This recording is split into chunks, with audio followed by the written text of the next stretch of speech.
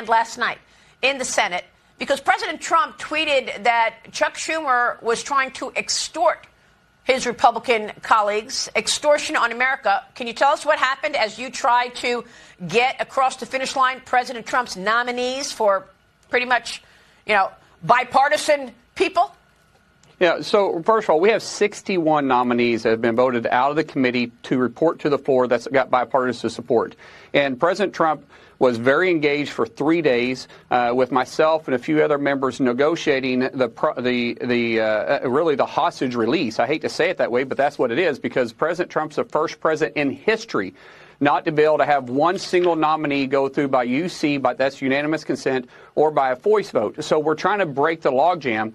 And the price kept going up. We started at $800 million for pet projects for Schumer, and then they kept raising the number to $1.3 billion. And a lot of this had to do with money going to Gaza, which, keep in mind, Hamas hasn't even released the hostages, but yet they're wanting to send more money to Gaza. And then they kept dropping the number of nominees to the point where President Trump late last night just said, go pound sand. We're not doing this anymore. He's not going to hold the American taxpayer hostage for Chuck Schumer's fear to stand up to his base, because that's what it really is about. It's about he can't figure out how to sell this because he's running scared of AOC running against him, who could probably beat him in a Senate race in New York. Now, hold on a second, because, look, this is a duly elected president, and his agenda was elected by the American people. So President Trump has an agenda, and he has nominees that he wants to fill those roles to execute that agenda. These people, these 61 people that you're talking about, are all bipartisan, but you just said the price kept going up. I don't understand this, Senator. What do you mean the price kept going? In other words, you have to pay to get President Trump's nominees across and confirmed? I don't get that. What do you mean the price kept going up? Well, they wanted something in return, and that is negotiating, right? You negotiate a little bit, but they kept changing their price because they never wanted a deal. Now, keep in mind, none of us wanted to work with Biden administration, but we all do feel like that regardless of who the president is, they have the right to put their people in place. And so we held our nose in 2021 and actually struck a deal to be able to allow 44 bipartisan nominees to go through underneath the Biden administration.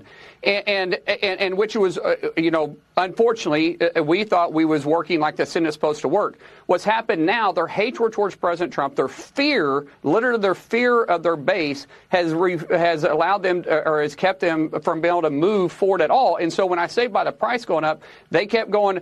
You had Elizabeth Warren, you had Brian Schatz, you had Cory Booker demanding them not to work with Republicans at all. Don't work with this president. I mean, my goodness, we saw the rant that Cory Booker had just this week against his own colleagues for working with us on a bipartisan manner.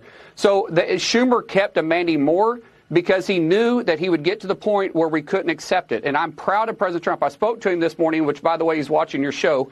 And he said, I had to walk away. I didn't have a choice. And I said, sir, I'm proud that you did this because we put them on notice and said, we're not going to play games with you anymore. So now you're forcing us to change Senate rules, which honestly, in the long run, is the best thing. So as soon as we get back through this, through the August, we're going to be working on rules change. When we get back, we're going to have to implement those rules change. And it's not our fault. The Democrats are going to scream saying, we're doing the nuclear option. No, Chuck Schumer and the Democrats did the negotiation or did the nuclear option because they have filibustered. We have 131 nominees confirmed. They have filibustered every single one of those except Marco Rubio. And I want to compare the difference between where we're at in 2017 to where we're at today, just because I want to show the leadership and the effectiveness of Leader Thune. In 2017, we only had 55 confirmed at the same time. And they weren't filibustering all of them because Thune made it very clear we can do this a hard way or easy way. You remember him saying that at the beginning? They chose to do the hard way, so the Senate has stayed in more consecutive days than we have in 15 years. We've taken more votes than we have in 35 years, and we've confirmed 131 people. Well, congratulations to you for also a successful 6 months in the Senate executing President Trump's agenda.